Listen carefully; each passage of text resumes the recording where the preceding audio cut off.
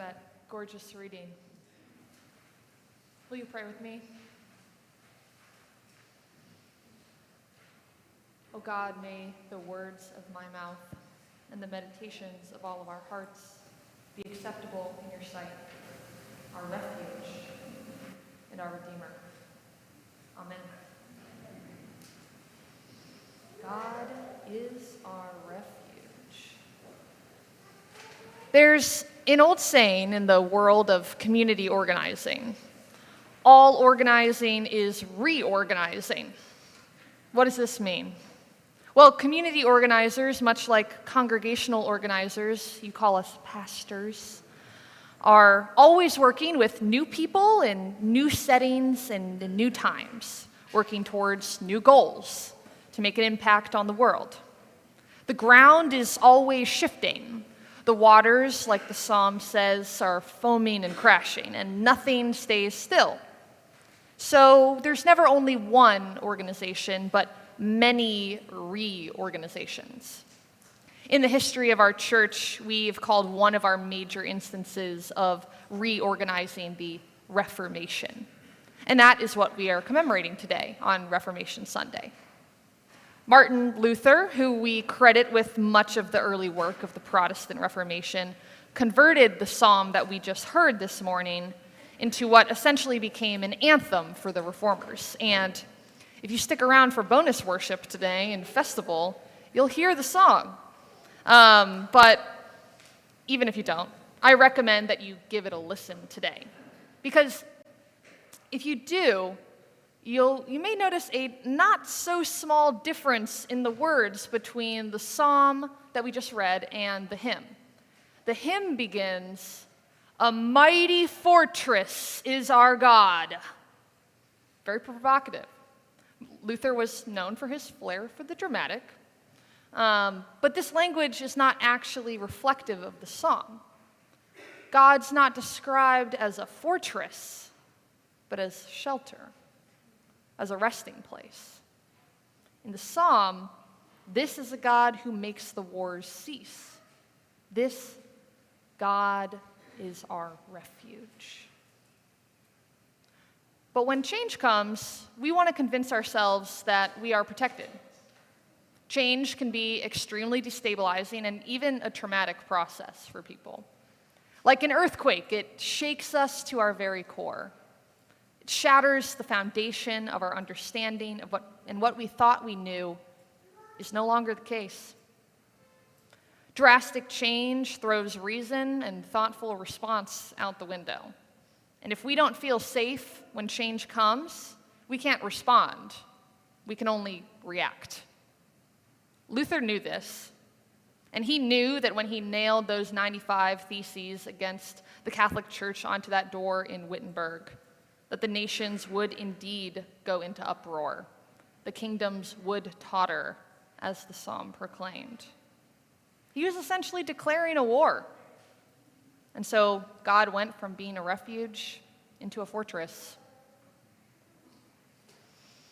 Look, I don't need to tell you that another change is coming in November that may also shake the foundations of our communities and tempt us to react to one another in fear.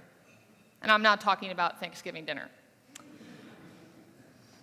The vitriol that has come to characterize our country's politics and civil discourse is coming to a fever pitch with the election right around the corner. Many people are already holed up in their proverbial fortresses, prepared to inflict violence on their perceived enemies when the results finally come in. What will we as a church do? Well, the instruction in the psalm is to be still. But our tradition is to move. It's Reformation Sunday. Our tradition is to reform and to reorganize around our changing world. So how can we be still and move? It seems like a tension, but it's actually not. See, stillness here, in the way that we're speaking about it, is not the same as stagnancy. It's not the opposite of reform. It's not a command to never change. If it were, you certainly would not be listening to a sermon by an openly queer person right now. And you might still even be Catholic. Not to say that anything negative about Catholicism, it's just to say that the openness to move out of what we once knew is essential to reform.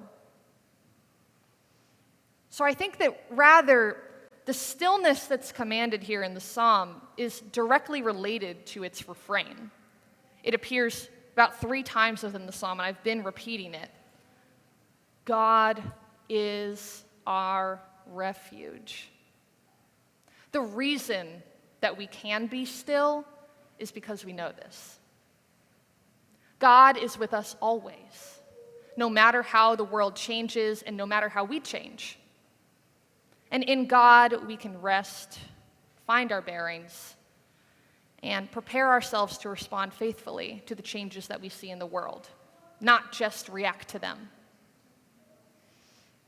It seems like a paradox, but stillness helps us to move, especially in situations where we might otherwise freeze or fight.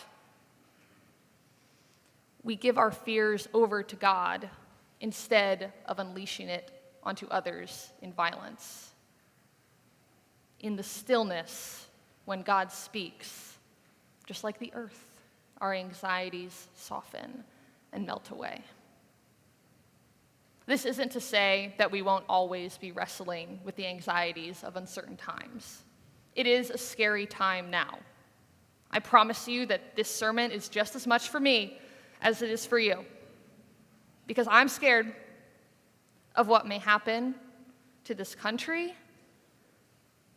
I'm scared that we'll go back on the reforms that we've made to be a more inclusive society. I'm scared that we will make God into a fortress again when God should be a refuge. But changes are going to come, whether we like them or not. And that is the reality that God's people have faced for generations. So, in the spirit of this, I wonder if you will take a moment to find stillness with me. I'd like to do this by meditating on the refrain of the psalm. I find that repeating this helps me tap into the stillness. So what's going to happen is I'm going to take a few deep breaths. And on the exhales, I invite you to say with me the refrain, God is our refuge. Okay?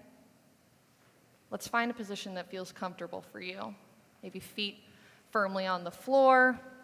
Get in touch with your body and your breath. Here we go. God is our refuge. Good. Again. God is our refuge. God is our refuge. God is our refuge. One more time. God is our refuge. Church, we are still reforming. And I don't just mean that we are continuing reform, but like still reforming. We are charting out where to move from within this place, from within our refuge of stillness, where we know God is our refuge. I believe that the path ahead will become clear soon.